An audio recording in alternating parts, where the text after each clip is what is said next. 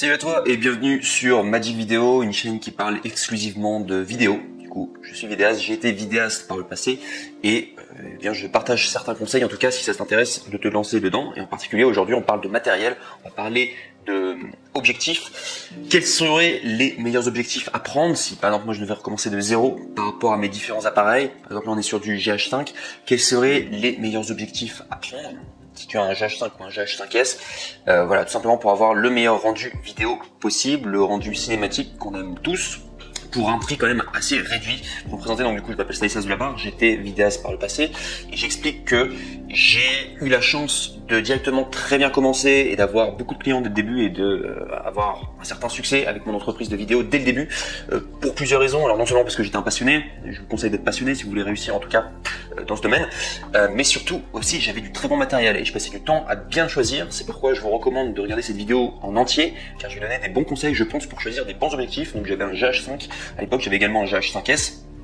Et je vais vous donner du coup les meilleurs objectifs en tout cas que je vous conseille. Oui, donc du coup il y a 8 critères différents.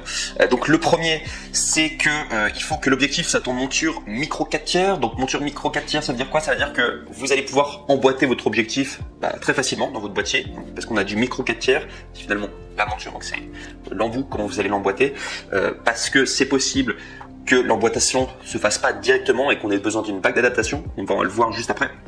Mais ça, en tout cas, c'est l'un des premiers critères. Il faut que ça puisse rentrer dedans facilement. Deuxième critère, c'est la focale. Il faut qu'elle soit adaptée à votre style de photo que vous avez envie de faire. Parce que j'explique que, voilà, par rapport à la focale, pour ceux qui ne savent pas ce que c'est, la focale, c'est finalement le champ de vision de votre appareil. Focale large, donc c'est ultra grand angle. Donc vous allez pouvoir capter un maximum d'informations. Focale courte, là, vous allez être beaucoup plus dans ce qu'on appelle le téléobjectif. C'est pour finalement beaucoup plus zoomer. Et bref, j'ai dit que ça aussi c'est un critère, c'est quel genre de focale vous avez besoin. Alors je vous rassure directement dans cette vidéo, j'en cite 7 d'objectifs, on va voir à peu près pour tout type de focale.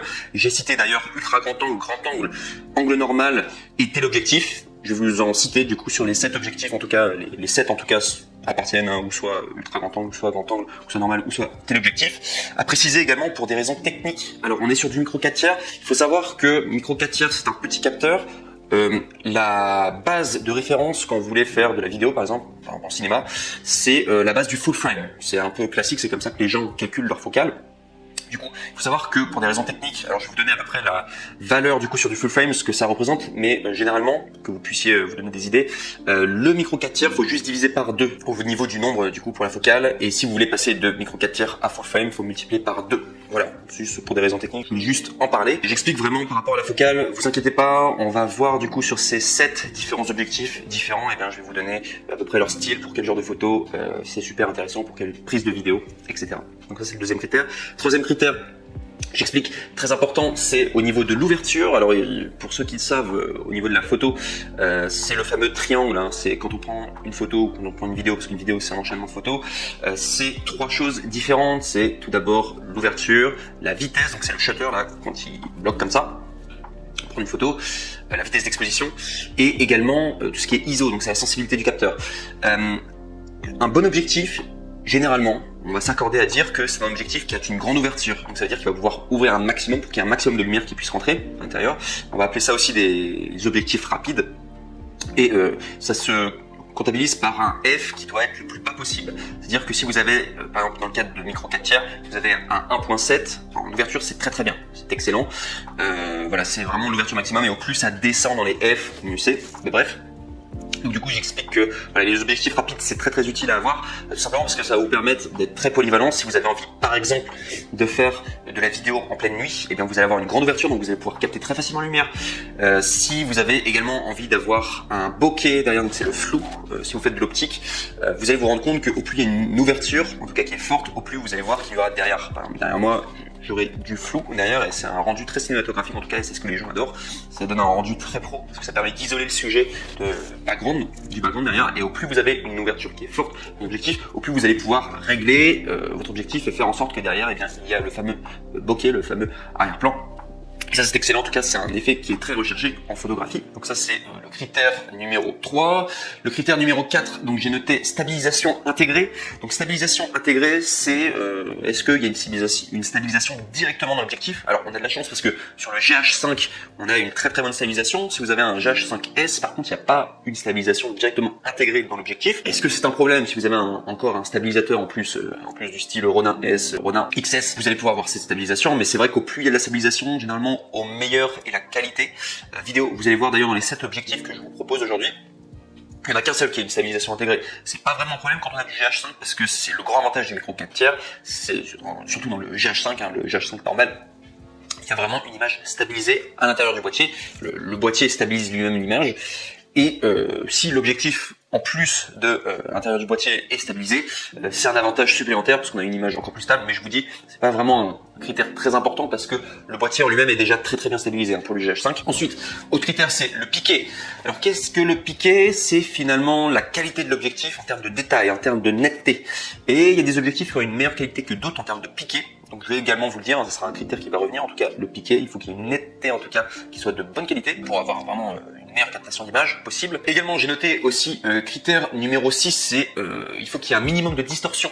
Il y a certains objectifs, parce que c'est l'optique, qui, de par leur focale, de par leur complexité, comment ils sont fabriqués, qui ont parfois une distorsion sur le côté, donc sur les différents coins, donc en haut à gauche, en haut à droite, etc. Enfin bref. Et ça, c'est quelque chose à éviter. Nous, on veut avoir une image qui se rapproche le plus possible de la réalité. Et vous allez voir, quand vous comparez différents objectifs, ça peut arriver qu'il y ait de la distorsion. En tout cas, ça, je vais vous prévenir. En tout cas, je vais vous dire si cet objectif a de la distorsion d'après différents tests. Et enfin, j'ai aussi noté en critère numéro 7, c'est un critère qui me tenait beaucoup à cœur parce que moi, quand je faisais la vidéo, j'étais très adepte de ce qu'on appelle le run and gun. C'est vous sortez votre appareil directement, vous mettez votre objectif et en 2 secondes, vous pouvez mitrailler comme ça, apprenez les clichés. Et il y a certains objectifs qui vont être très gros, donc très très gros, on a moins de liberté, et ça c'est quelque chose en tout cas qui me dérangeait. Je trouve que c'est un excellent critère en tout cas de rechercher beaucoup plus le petit et le léger, donc tout ce qui est minimaliste, parce que ça permet d'avoir plus de liberté et de mieux réussir du coup son tournage. Personnellement en tout cas c'est un critère qui est super important, ça prend moins de place aussi quand on a un sac. On n'a pas besoin de se trimballer trop d'objectifs ou alors c'est des objectifs vraiment super lourds. Ça aussi c'est le critère du coup numéro 7. Et le critère numéro 8, c'est le rapport qualité-prix. Ça aussi c'est super important parce que je l'ai dit précédemment, des objectifs ça coûte plutôt cher. Il vaut mieux bien investir son argent, et il y a des objectifs qui valent vraiment le coup, ils vont être très rapidement amortis. Il y en a d'autres, ça sera beaucoup plus, vous allez vous faire plaisir, mais je vous conseille d'avoir déjà un certain niveau pour pouvoir directement les amortir parce que les objectifs parfois ça coûte assez cher. Donc voilà, vous allez voir, il y en a vraiment pour tout en tout cas. Et du coup, voici en tout cas les 8 critères que je voulais vous présenter, les critères les plus importants avant du coup d'entrer dans le cœur du sujet. Voilà pourquoi on rentre directement dans le cœur du sujet. Je vous présente du coup ces 7 objectifs. Vous savez que si ça vous intéresse, sachez que dans la description il y a des liens avec les références exactes, donc vous aurez juste à cliquer dessus et vous serez redirigé vers Amazon. Amazon je recommande parce que voilà, tout le monde connaît Amazon et c'est safe, et en plus vous pourrez recevoir très rapidement vos articles, et en plus si vous n'êtes pas satisfait vous pouvez toujours faire un retour et le retour est gratuit. C'est le grand avantage de commander chez Amazon, donc aucun risque de votre côté. Donc, on commence directement avec le numéro 7, et l'un de mes objectifs préférés, qui est le Laowa 7,5 mm en f.2. Alors je l'ai mis en numéro 7, j'aurais pu finalement le mettre en top 3 par exemple. Sachez qu'il n'y a pas vraiment d'ordre par rapport aux différents objectifs que je vais vous présenter aujourd'hui.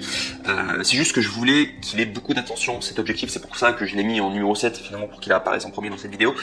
Mais c'est probablement mon objectif préféré que j'ai eu du coup sur mon GH5. Pourquoi? Parce que c'est un objectif ultra grand angle et du 7,5 mm du micro 4/3, ça fait du 15 mm sur du full frame. C'est extrêmement large comme focale. Et c'est vraiment sa grande particularité, c'est un objectif unique que j'ai adoré utiliser. Je recommanderais cet objectif notamment si vous voulez faire des clips musicaux, parce que vous allez pouvoir avoir des angles super grands avec un maximum d'informations.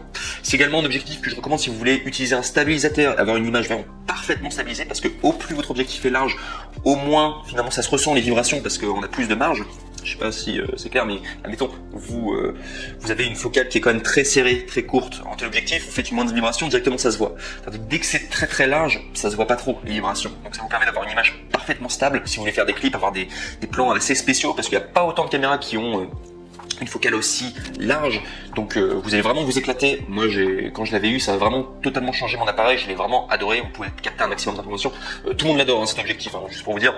Tout le monde dit qu'il est révolutionnaire, en tout cas le 7,5 mm en f.2.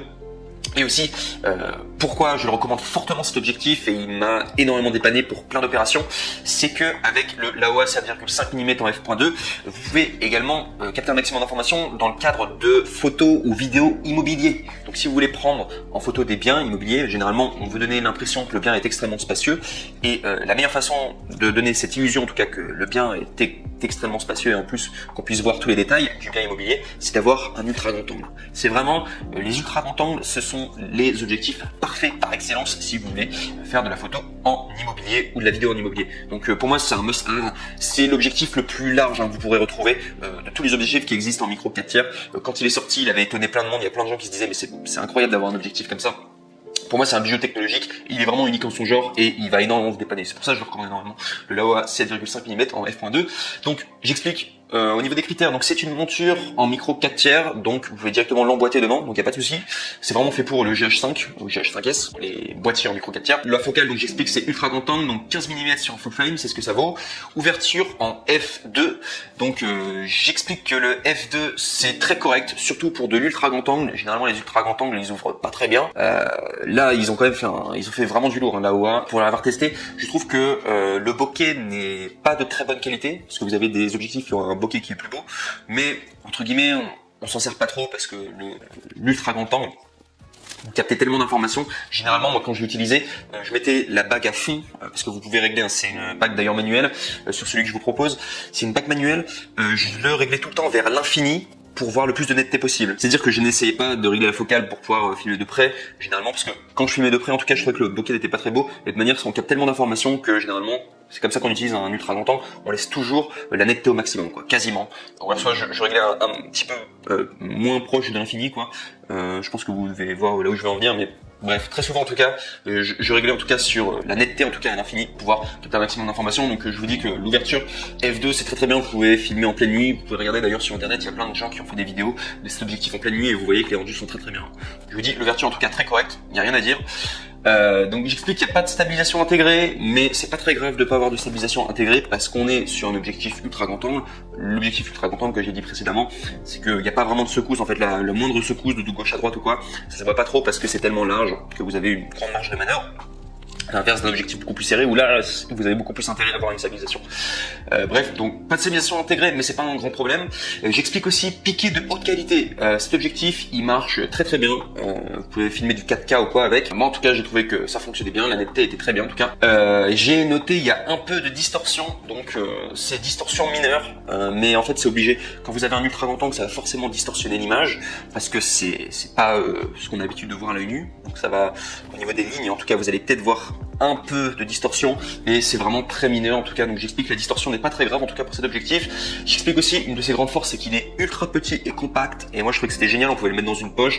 Quand j'allais faire des tournages, pour tout vous dire, hein, moi j'avais le top 7, le top 6 et le top 5, on va le voir dans un instant, et c'est vraiment des objectifs très petits, très compacts, et j'adorais les avoir parce que on peut les mettre dans sa poche.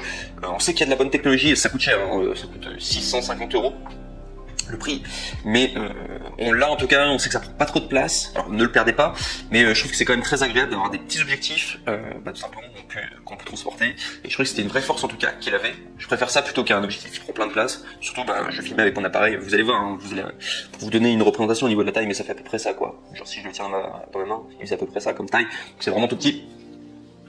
Génial en tout cas, et j'explique aussi. Dernier point, c'est au niveau du rapport qualité-prix, donc il coûte à peu près 650, donc c'est le prix. J'explique que le rapport qualité-prix est vraiment incroyable, hein. Vous allez forcément l'utiliser, si vous faites de la photo immobilier, vous allez forcément avoir, si vous voulez vous lancer à fond dans la vidéo, vous allez forcément avoir des occasions où vous allez devoir faire de la photo en immobilier ou de la vidéo en immobilier, donc ça sert à mort. Pour moi c'est un objectif qui va être très très vite amorti, et c'est même un objectif, moi après je faisais différents tournages, je me demande comment j'aurais pu faire certains tournages si je n'avais pas cet objectif. Pour moi c'est vraiment un must have, et il m'a sauvé plein de fois. Donc je recommande beaucoup en tout cas le Laowa 7,5 mm en f2. À préciser que c'est numéro 7, mais j'aurais pu le mettre dans le top 3, c'est juste parce que je voulais qu'il ait plus d'attention, c'est pour ça que j'ai commencé par celui-ci, en numéro 7. On passe maintenant au numéro 6, qui est le premier objectif que j'ai eu avec mon GH5, c'est le Lumix 25 mm en f1.7. Pour tout vous dire, je venais d'acheter mon GH5 au tout début quand j'ai commencé, et je savais pas quel objectif prendre, j'ai vu qu'il y avait plein de monde qui le recommandait, celui-ci. Et vu qu'il était pas cher du tout, j'ai directement sauté sur l'occasion. C'est le moins cher que je vous présente aujourd'hui sur cette liste. Il coûte 130 euros, à peu près 150. Il coûte moins de 200 euros en tout cas, un truc comme ça. Et c'est l'un des moins chers que vous pouvez trouver. Et c'est un excellent rapport de qualité-prix. C'est le meilleur rapport de qualité-prix que vous pourrez trouver. Donc je vous explique. C'est donc au niveau des critères, un objectif en monture micro 4 tiers. La focale, c'est là où il va être très intéressant. Et pour moi, vous devriez en avoir un d'objectif de ce type de focale, donc en 25 mm sur un micro 4 tiers, parce que c'est une focale normale, voire une focale en portrait si vous voulez prendre des photos du coup des gens. Et j'explique, donc c'est du 50 mm sur du full frame, et la grande particularité c'est que le 50 mm c'est par rapport à l'œil nu, tout ce que vous voyez avec votre œil, alors pas en termes de champ de vision, mais en termes de, je dirais, de distorsion, de représentation des choses, le 50 mm c'est quasiment la même chose que ce qu'on voit à l'œil nu. Donc quand vous allez prendre des plans avec cet objectif là, ça rend un rendu très très pro, avec le rendu vraiment parfait comme si vous le voyez avec un œil nu. Alors c'est au niveau de du champ vraiment de la focale, c'est quand même plutôt serré, hein, je considère enfin on est sur une focale normale quoi, donc c'est quand même assez espacé, mais au niveau du rendu c'est génial, la distorsion etc il y en a quasiment pas quoi, et ça c'est un rendu ultra professionnel et les gens adorent cette focale, en tout cas le 50 mm sur le full frame, donc là c'est du 25 mm, et je peux vous dire que c'est vraiment excellent. L'ouverture aussi, on est sur du 1.7. Alors il y a des objectifs qui descendent plus bas au niveau de l'ouverture, mais je vous dis déjà à 1.7, c'est juste génial ce que vous pouvez faire. Le bokeh de cet objectif est juste incroyable. D'ailleurs, si je dois vous recommander un petit secret, si vous voulez faire des super plans, mais à chaque fois je faisais ça quand j'étais sur différents tournages, c'est que je prenais cet objectif-là, je réglais le nombre d'images par seconde de mon GH5 sur 180 images par seconde, et je filmais des choses de proche. Au ralenti, et il a un ralenti juste incroyable au niveau du bokeh etc, ça donne un rendu ultra pro, donc c'est ce que je vous recommande de faire en tout cas. Donc j'explique, c'est du 25 mm en ouverture 1.7, le bokeh est juste incroyable, surtout pour le prix quoi, je trouve que c'était un truc de malade. Donc je le recommande fortement. J'explique qu'il n'y a pas de stabilisation intégrée, mais c'est pas grave parce que le GH5, surtout si vous avez la version normale, la stabilisation interne est extrêmement solide. Si vous avez en plus de ça un ralenti le ralenti est extrêmement solide hein, sur le GH5, vous n'avez pas besoin de stabilisation supplémentaire. Également aussi, le piqué, je l'ai trouvé de très haute qualité. Je trouve que ça capte vraiment bien l'information. Il n'y a pas de distorsion. Selon moi en tout cas, je trouvais qu'il n'y avait vraiment pas de distorsion par rapport à cet objectif. Et j'explique aussi qu'il est très léger et compact, c'est une de ses forces. Moi j'adore les objectifs légers et compacts, et le rapport qui a été pris est juste incroyable pour l'utilité. Je dirais que cet objectif là, moi quand j'étais sur les tournages, il me servait à prendre les détails, parce que quand moi je fais des vidéos, j'aime bien prendre tout l'ensemble de la scène.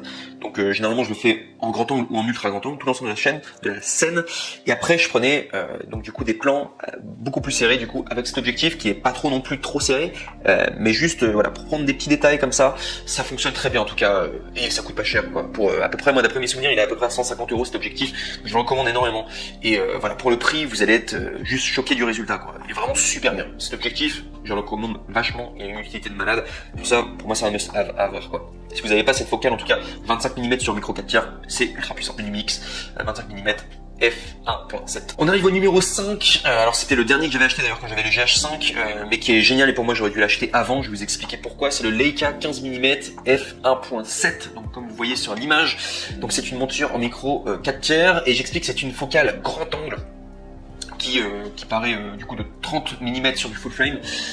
Cet objectif est génial, pourquoi pour quel genre de photo, surtout si vous voulez photo ou vidéo, si vous voulez vous filmer vous-même en vidéo.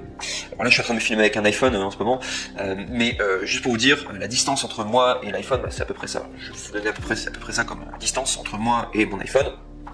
Et sur le GH5 que j'avais, et bien c'est à peu près la même distance quoi. Donc du coup vous vous dites, là je suis en train de me filmer, pour moi c'est vraiment la distance parfaite pour pouvoir se filmer si vous voulez faire des vidéos YouTube ou quoi, vous filmez en face caméra, parce que vous allez directement pouvoir vous voir sur le retour en écran, vous n'allez pas être trop loin de la caméra, et aussi c'est la focale parfaite si vous voulez créer de la proximité avec votre audience, parce que votre audience sur YouTube, vous voulez créer de la proximité, faut pas être trop loin. Si vous êtes trop loin, vous allez paraître peut-être un peu plus froid, professionnel mais un peu froid. Si c'est trop proche, ça déforme un peu votre visage, et je trouve que ça rend moins bien. Moi en tout cas c'est vraiment la focale que j'ai préférée, et je l'avais d'ailleurs acheté exprès pour pouvoir me filmer en face caméra, pour faire des vidéos YouTube, parce que je trouvais que la focale était juste parfaite pour ce genre de choses. Donc pour vous filmer vous-même, mais après c'est une focale aussi qui peut être créative. Si vous voulez filmer des plans de près, voilà, toutes les focales en tout cas sont différentes et sont à prendre. En tout cas, si vous voulez voilà, faire du B-roll par exemple, pour filmer plein de détails ou quoi. Et en plus, c'est plutôt du grand angle, donc vous pouvez aussi filmer la scène de manière générale. Donc j'explique, en tout cas, c'est une focale grand angle. Les cas excellente qualité. Ouverture, donc c'est du f1.7, ça suffit largement. Du f1.7. Alors des fois, peut-être j'aurais peut-être voulu que ça ouvre un tout petit peu plus, mais déjà du 1.7, c'est incroyable. Vous avez un bokeh en plus d'excellente qualité. Pour moi, le Leica en 15 mm, là, comme ça, 1.7, j'ai l'impression que c'est quasiment le même que le Lumix, mais avec une focale différente en termes de qualité, etc. Voire même, il a peut-être une meilleure qualité. Le Leica, on en revient après quand on parlera du piqué, mais il est excellent. J'explique quand même que il n'a pas de stabilisation intégrée, mais ce n'est pas un problème puisqu'on est déjà sur du grand angle. Et en plus, le GH5 a une stabilisation intégrée. Donc, soit vous prenez un stabilisateur en plus, vous n'allez pas avoir de soucis, quoi, je vous dis, si vous êtes par exemple sur du GH5S. J'explique vraiment le piqué est incroyable. Je considère que le piqué était peut-être meilleur sur le Leica 15 mm que sur le Lumix 25 mm, mais il coûte plus cher. Et le Leica, je peux vous dire, c'est les meilleurs objectifs qui existent. C'est parmi les meilleures marques. La meilleure marque. J'explique aussi, il n'y a pas de distorsion, et c'est une des raisons principales pourquoi j'avais pris d'ailleurs le numéro 5 et pas le numéro 4. On en vient dans un instant parce qu'on va avoir un objectif qui va être quand même assez concurrentiel avec celui-ci, dans lequel j'avais beaucoup hésité, mais si j'ai plutôt penché vers celui-ci, le numéro 5, c'est surtout parce qu'il n'avait pas de distorsion. Il est vraiment impeccable. Il n'y a pas de distorsion. Et également, j'explique qu'il est ultra petit et compact. Ça aussi, c'était un de mes critères, puisque moi, je voyage pas mal, je suis toujours avec mon sac. J'adore les objectifs qui sont petits, et celui-ci, c'est vraiment le plus petit. Je vais vous donner la taille, il va faire à peu près ça, comme dimension, il était vraiment tout petit. Et moi, j'adore les objectifs, on les branche comme ça tout petit. On se demande si c'est un objectif normal quand on se dit c'est pas possible, c'est vraiment tout petit. Il y a une technologie de malade à l'intérieur. Génial en tout cas cet objectif. Beaucoup plus petit et compact que le numéro 4 que je vous montre dans un instant. Donc vraiment très petit et très compact. Et un rapport qualité-prix, moi j'ai trouvé excellent. C'est pas non plus incroyable, mais j'ai trouvé excellent. Il coûte à peu près cet objectif 500 € d'après mes souvenirs. Le Leica, mais vous avez une qualité de malade. Vraiment génial pour le numéro 5. On passe maintenant au numéro 4 qui selon moi est un concurrent direct du coup du numéro 5 qui est le Sigma 16 mm en 1.4 que je n'ai pas acheté mais que j'ai grandement hésité à acheter tout simplement pour son ouverture sur du 1.4. C'est extrêmement lumineux hein, les objectifs comme ça. Pour vous le présenter, donc c'est monture micro 4 tiers, focale grand angle, donc on est sur du 32 mm, équivalent 32 mm sur du full frame. Donc pour vous donner une comparaison sur le numéro 5, on était sur du 30 mm, là on est sur du 32 mm, donc c'est un tout petit millimètre de différence, mais pour moi, vous allez dire, je suis un peu maniaque, mais ça les valait. En tout cas, moi je voulais vraiment avoir le plus de proximité possible avec mon audience, mais sans déformer mon visage ou quoi. Je préférais quand même le 30 mm que le 32 mm, même si ça se joue à pas grand chose. Mais si vous voulez faire de la vidéo, en tout cas en face caméra, je vous le recommande. En tout cas, ça fonctionne quand même. Même si je préfère quand même le numéro 5 pour ça, parce que j'ai un tout petit peu plus proche, moi je préfère en tout cas. En tout cas, focale grand angle, ouverture, donc j'ai noté incroyable, hein. C'est pour ça que j'ai failli l'acheter, parce que une ouverture en 1.4, c'est extrêmement lumineux. De nuit, c'est hyper polyvalent, et aussi pour le bokeh, excellent. En plus, le bokeh, il est de qualité. On est quand même sur du Sigma, c'est une bonne marque, un objectif. J'ai expliqué que il n'y a pas de stabilisation intégrée. Également au niveau du piqué, alors j'ai expliqué aussi, parce que j'avais regardé plusieurs comparatifs sur internet, sur des vidéos américaines notamment, et le piqué est un peu moins bien sur le numéro 4 que sur le numéro 5 du coup. C'est pour ça que j'ai beaucoup plus penché vers le Leica, parce que je voulais un piqué vraiment d'excellente qualité. Et j'expliquais aussi que par rapport au Leica, il y a plus de distorsion, il y a une distorsion mineure quand même sur ce Sigma 16 mm en f1.4. Mais c'est vraiment mineur quoi, c'est vraiment les spécialistes, si vous voulez l'objectif le plus parfait possible, allez plus vers le Leica, mais celui-là ça se voit pas trop, honnêtement la distorsion, mais c'est juste pour vous dire qu'il y a quand même une distorsion, ça fait partie quand même des critères. Également aussi, une des raisons pourquoi je l'ai pas acheté, c'est parce qu'il est plus grand et plus lourd que le Leica. Pour vous donner à peu près la dimension, il fait à peu près ça, comme dimension. En comparaison avec le Leica qui faisait ça comme dimension, moi je suis minimaliste, j'adore voyager avec le moins d'objets possible, donc c'est pour ça que je l'ai pas pris. Et également aussi, ça peut paraître bête, mais vu qu'il y a un petit espace là comme ça avec l'objectif, ça veut dire que vous captez l'image, vous avez besoin un peu plus de distance, donc non seulement il y avait les 2 petits millimètres en plus sur les 30, je passe de 30 à 32, ça fait un peu plus loin, et en plus l'objectif en plus, je dois encore mettre la caméra encore plus en arrière. C'est pour ça que j'ai beaucoup plus penché vers le Leica pour me filmer en face caméra, parce que celui-ci en tout cas je devais mettre la caméra un petit peu plus loin, et je me suis dit que ça allait peut-être pas forcément le faire. Donc, voilà, c'est une des raisons en tout cas pourquoi voilà, numéro 4 ou numéro 5, c'est la grande différence avec le Leica. Donc pour une histoire aussi de longueur, du coup il est un petit peu plus grand et aussi un petit peu plus lourd. Du coup, je crois qu'il est 4 fois plus lourd celui-ci que le Leica, parce que le Leica est super léger vu qu'il est tout petit. Et bref, et j'explique du coup pour terminer au niveau du rapport qualité-prix. Donc pour moi il est excellent pour l'utilité et aussi pour son ouverture, c'est très rare. On est sur un objectif je crois qui coûte 270 € ou 300 € je crois celui-ci, en comparaison avec le numéro 5 qui coûtait 500 €, donc on a quand même 200 € de différence, donc il est moins cher et son ouverture est meilleure du coup que le Leica, mais il est plus gros, il est plus volumineux, donc c'est à vous de faire le choix. moi personnellement j'avais plus penché vers le numéro 5, mais si vous voulez plutôt privilégier l'ouverture, moi je trouve déjà que du 1.7 c'est déjà excellent au niveau ouverture, mais du 1.4 c'est vrai que ça peut donner des plans vraiment juste ultra lumineux et juste magnifiques, donc c'est à vous de voir en tout cas. Mais je peux vous dire déjà avec du 1.7, moi je me suis très rarement plaint d'être en 1.7, généralement c'est génial. Moi-même dès que j'ai des objectifs qui ouvrent encore plus bas que 1.7, généralement je reste souvent sur 1.7, parce que quand il y a une trop grande ouverture, au niveau de la netteté du sujet, il faut vraiment bien viser. Moi je préfère en tout cas rester du coup sur du 1.7, même si j'essaie de laisser encore plus bas, finalement je règle toujours sur 1.7, bref, juste pour vous parler de mes préférences. On parle maintenant du numéro 3, donc on rentre sur le top 3, et celui-ci c'est un objectif qui est extrêmement connu, et à chaque fois que les gens ils veulent avoir le meilleur setup pour leur GH5 ou leur GH5S, ils se penchent vers ce setup. J'explique bien un setup parce que c'est pas que l'objectif là que je vous propose, c'est vous avez l'objectif plus la monture qui va avec. Donc j'explique, c'est le Sigma 18-35 mm en f 1.8. Donc j'explique du 18-35 mm, ça veut dire que vous allez avoir le choix entre les différentes focales, parce que jusqu'à présent je vous montrais des focales prime, ça s'appelle, ça veut dire que c'est des focales fixes qui bougent pas. Là vous allez avoir un appareil auquel vous allez pouvoir bouger le zoom, donc vous allez avoir un petit peu plus de liberté, ça permet d'avoir un objectif un peu plus polyvalent et de ne pas avoir à changer du coup d'objectif. On est sur le Sigma 18-35 mm en ouverture f 1.8 sur une monture Canon. Donc il faut savoir que là vous êtes sur la monture Canon, vous allez avoir, j'explique que c'est bien un setup, parce que vous avez l'objectif et vous allez devoir avoir une bague d'adaptation.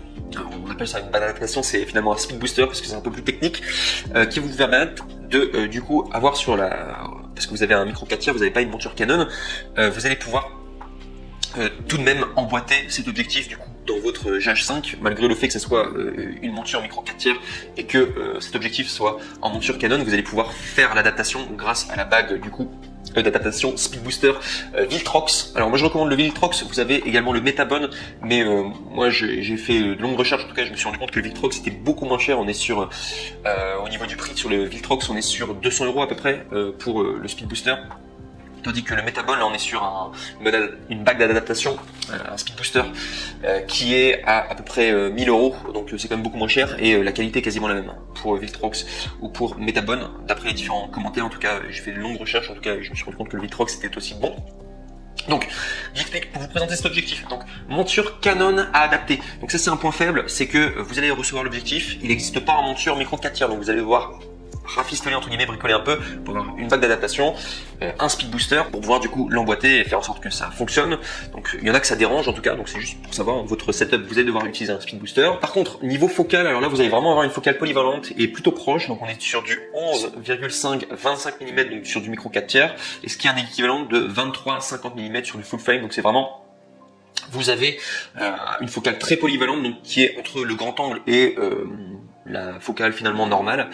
Donc je trouve que c'est extrêmement polyvalent, parce que c'est souvent entre ces focales là où finalement on échange. Voilà, quand on est sur un projet. Enfin, moi je trouve que c'est une grande polyvalence, et au niveau des millimètres en tout cas, la différence focale c'est quand même très large. Quand vous êtes sur n'importe quel projet confondu, c'est quand même très polyvalent, vous pouvez faire beaucoup de choses.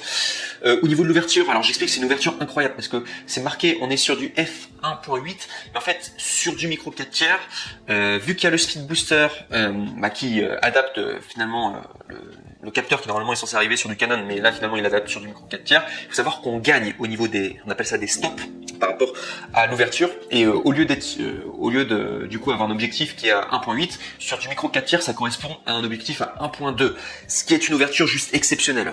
Je vous expliquais déjà, une ouverture à 1.4 c'était juste incroyable. Là on est sur une ouverture 1.2. Je peux vous dire, c'est un truc de malade. Vous allez juste avoir une ouverture de cinglé. Je vous conseille de vraiment bien viser du coup au niveau de la netteté pour bien régler sur le sujet. Mais je peux vous dire que 1.2 au niveau de l'ouverture, c'est juste un truc de malade.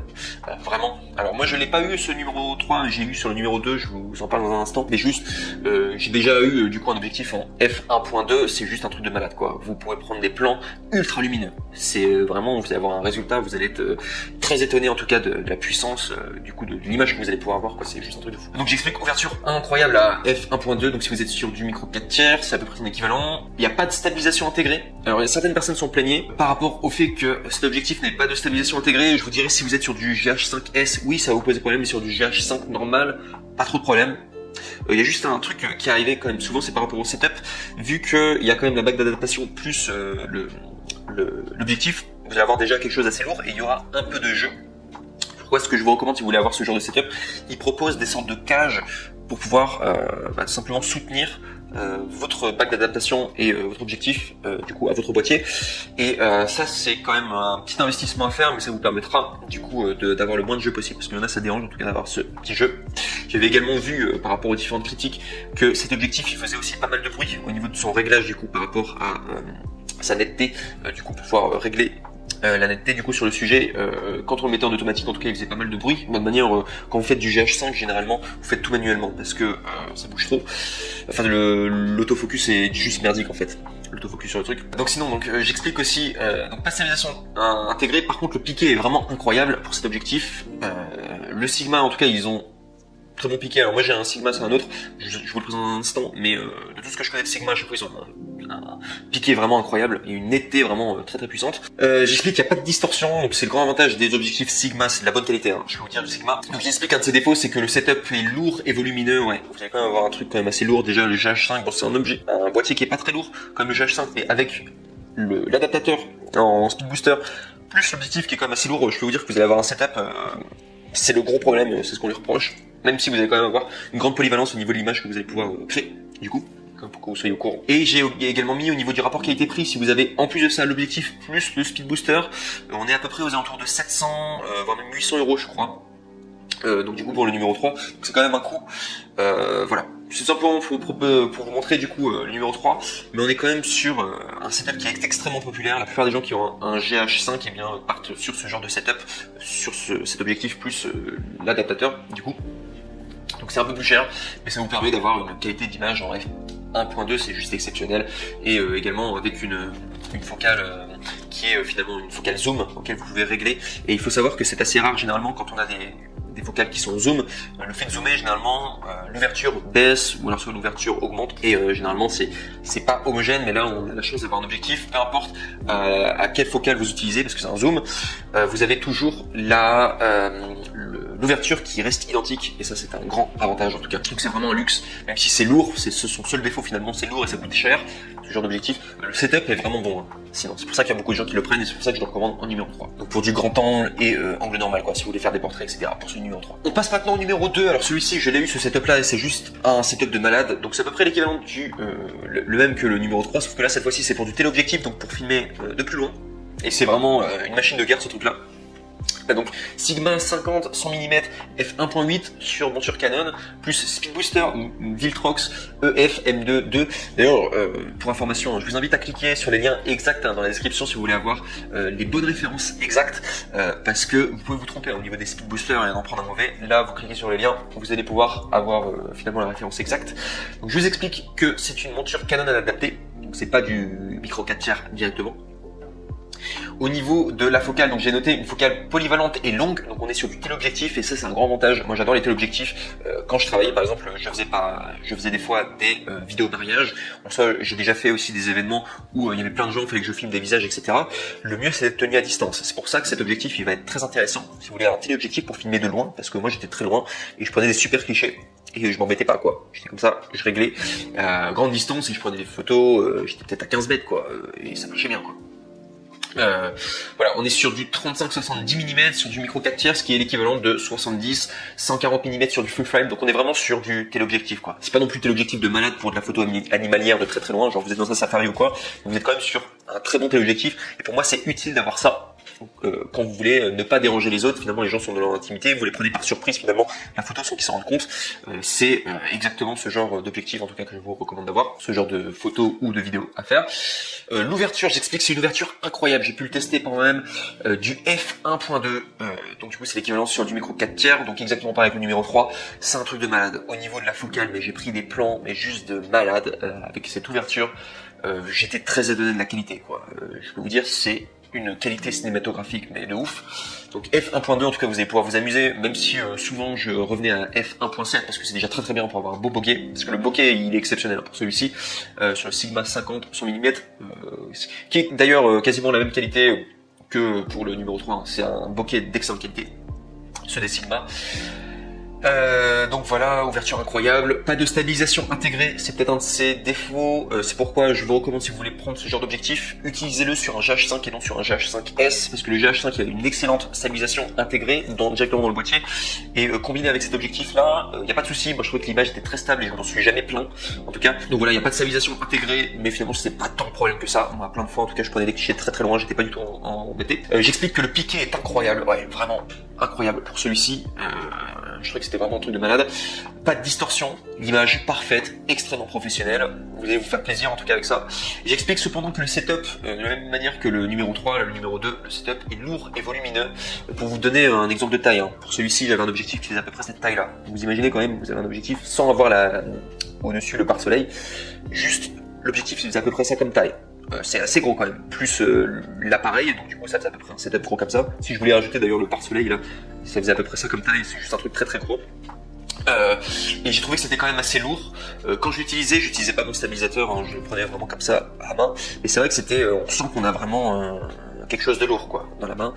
Au niveau des, je sais plus combien ça faisait, au niveau des grammes, je crois que ça, on n'est pas sur 1 kg, mais le setup était quand même assez lourd quand même. Moi je me souviens, je faisais des sondages, je pouvais le faire pendant peut-être 1 heure, mais au bout d'1 heure, je commençais à fatiguer, et pourtant mes conditions physiques, genre ça va quoi. Donc juste pour vous dire, c'est un setup quand même lourd et volumineux, mais la qualité d'image que vous allez avoir en échange, c'est juste exceptionnel, c'est vraiment ultra professionnel. Donc je recommande beaucoup, c'est pour ça que j'ai mis en numéro 2. Et j'ai également mis, alors le rapport qualité-prix, il est plus cher, je pense avec la bague d'adaptation plus objectif, vous allez payer à peu près 1000 €, je pense. C'est à peu près ce que j'avais payé. Mais derrière vous allez avoir de la qualité et pour moi c'est un must have quand vous faites de la vidéo ou de la photo. Il faut que vous ayez un téléobjectif au bout d'un moment, si vous avez envie de ne pas déranger les gens et surtout de prendre des photos très naturelles. C'est un must have si vous faites des photos ou des vidéos de mariage. J'ai envie de vous dire, ça paye bien de manière de faire ça comme business. Vous allez vite amortir l'objectif de toute manière. Mais c'est vrai que c'est quand même un coût. Si vous êtes totalement débutant, je vous déconseille d'acheter un téléobjectif. Les téléobjectifs, c'est ce qu'il y a acheté en dernier. Quand on a un GH5 ou un GH5S, je recommande de tout d'abord acheter un grand angle, un ultra grand angle si possible et un angle normal. Mais les téléobjectifs, c'est vraiment tout à la fin quand vous avez plusieurs objectifs différents, vous voulez vous faire plaisir. Prenez le téléobjectif que quand vous avez les moyens quoi derrière. C'est ce que je vous recommanderais. Mais la qualité d'image derrière est juste exceptionnelle et vous allez avoir une qualité d'image tellement exceptionnelle que vous allez pouvoir vendre vos clips super cher quoi. J'avais une qualité, je trouve ça incroyable. J'étais juste tout seul quoi à faire mes films et on aurait dit que c'était des qualités cinéma quoi. Et les clients étaient extrêmement contents, donc c'est comme ça aussi que je pouvais augmenter mes prix. Donc ça aussi ça coûte plus cher, ok, le rapport qualité-prix, mais derrière vous avez une qualité d'image qui est tellement exceptionnelle que ça vaut vraiment le coup quoi. Et vos clients sont contents, donc vous pouvez vous vendre plus cher et finalement ça reste un bon investissement quand même à faire. Et enfin on va passer au numéro 1 qui est l'objectif qui est souvent considéré comme le meilleur objectif que vous pouvez avoir sur le GH5. Alors un objectif assez spécial quand même, surtout que ce qui est très spécial c'est que vous avez un téléobjectif mais en prime, donc en focale fixe. C'est pas un zoom, qui est le Leica 42,5 mm en f1.2 et qui est une monture directement sur du micro 4/3. C'est un objectif de malade. Je vais vous expliquer déjà sa grande différence, c'est que c'est le seul qui est stabilisé de tous les objectifs. Alors non seulement vous avez la stabilisation du GH5, mais en plus vous avez la stabilisation intégrée du Leica du coup 42,5 mm en f1.2. Je peux vous dire que vous allez avoir une image ultra stabilisée, ça va être un truc de malade. Et je pense à cet objectif principalement si vous avez par exemple un GH5S, vous n'avez pas de stabilisation intégrée dans le boîtier du GH5S, avec le Leica 42,5 mm f1.2. Vous allez avoir une stabilisation en plus et ça va vous permettre, parce que pourquoi les gens prennent du GH5S plutôt que du GH5, souvent parce qu'il y a une meilleure qualité au niveau des couleurs, vous pouvez avoir une plus grande gestion au niveau des couleurs. Vous avez par exemple le Vlog qui est déjà intégré, mais même au niveau de captation des couleurs il est un petit peu mieux le GH5S, surtout aussi on peut filmer dans le noir avec le GH5S. Et en tout cas, je pense que c'est un objectif qui serait bien compatible en tout cas avec le GH5S. Par contre, c'est un objectif prime. Vous allez avoir une qualité de malade, mais c'est pas très polyvalent. Vous pouvez pas changer le zoom. Et pour un téléobjectif, ça peut être handicapant, mais en même temps, le fait que ça soit du prime, ça va vous forcer à être créatif et à trouver des nouveaux angles. Donc je pense que c'est pas tant un problème que ça. Parce que c'est vrai que moi, ma façon de travailler quand j'avais un téléobjectif, c'est je faisais du zoom, je zoomais, etc. Je filmais tout le monde. Là, vous allez devoir vous déplacer plutôt que c'est vous qui devez bouger comme ça avec votre main. Vous allez devoir vous déplacer en tout cas pour prendre des super clichés. J'explique. Grand avantage déjà, on est sur une monture micro 4/3, donc vous achetez l'objectif directement, vous pouvez l'emboîter sur votre GH5 et il est vraiment fait pour, excellent en tout cas. C'est un bijou technologique, cet objectif, c'est la meilleure qualité d'image que vous pourrez avoir pour du GH5, vous n'allez pas en revenir en tout cas. de la qualité que vous allez pouvoir avoir avec ça. J'explique que c'est une focale longue qui vaut l'équivalent de 85 mm sur du full frame. Donc on est vraiment sur tel objectif. Pas non plus trop loin, mais c'est quand même loin, quand même du 85 mm sur le full frame, l'équivalent. Ouverture incroyable en f1.2, donc c'est pareil finalement que le top 3 et le top 2, quoi. Mais là on est vraiment sur du f1.2 sur du micro 4 tiers toujours. C'est vraiment une ouverture incroyable. Vous allez pouvoir faire des images de malade, surtout que le bokeh est d'excellente qualité. Bah, c'est vraiment vous allez avoir un rendu cinématographique, quoi. C'est ce qu'on voit au cinéma, c'est un truc de fou.